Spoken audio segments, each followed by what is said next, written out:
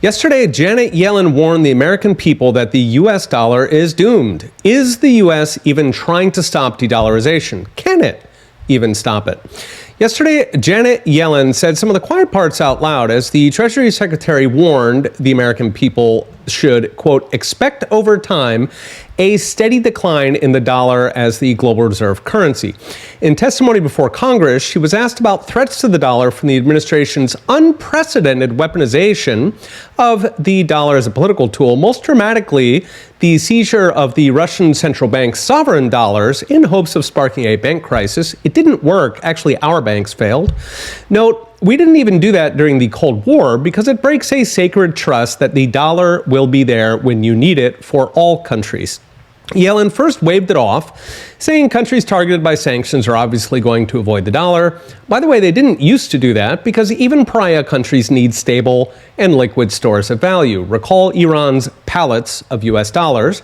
The questioner then noted that even friendly countries, including France and BRICS adjacent and petrodollar pillar, Saudi Arabia, are avoiding the dollar. At which point, Yellen admitted, yes, that's true, but she added that most countries are trapped, so tough luck. In her words, quote, there is no meaningful workaround to using the dollar for most countries. But what broke our corner of the internet is what she said next, that she expects the dollar to continue losing reserve share since there is a, quote, natural tendency for a growing world to diversify. This is a striking level of historical ignorance from one of the two people tasked with safeguarding the dollar as reserve currency. After all, the world economy has, in fact, been growing for about 300 years since the Industrial Revolution. And through those 300 years, there was no natural tendency to diversify. In fact, there was a tendency to concentrate in a single reserve asset, first the British pound and then the American dollar. Why? Because reserve demand has nothing to do with growing or shrinking worlds. It is built on the currency's ability to store value and its liquidity or transaction costs.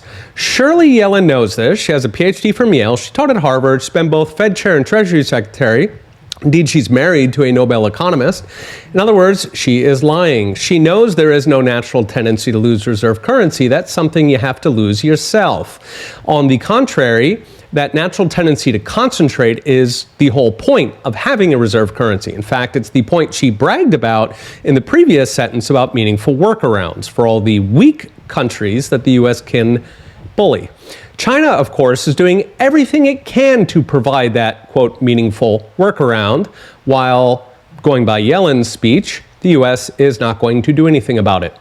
Ever since I started these videos 3 months ago, I've been warning of threats to the dollar's reserve currency status. If this happens, the many trillions of spare dollars parked all around the world would come rushing home. That could set off double-digit inflation that could last for years. The dollar ultimately could lose half its value, which would mean a wrenching depression, the likes of which we have not seen in a century. At the moment, we are on the edge of a 1970s economy. If we lose reserve currency status, it could be closer to the 1930s, and the U.S. government doesn't seem too interested in stopping that. Okay, we'll be watching. See you next time.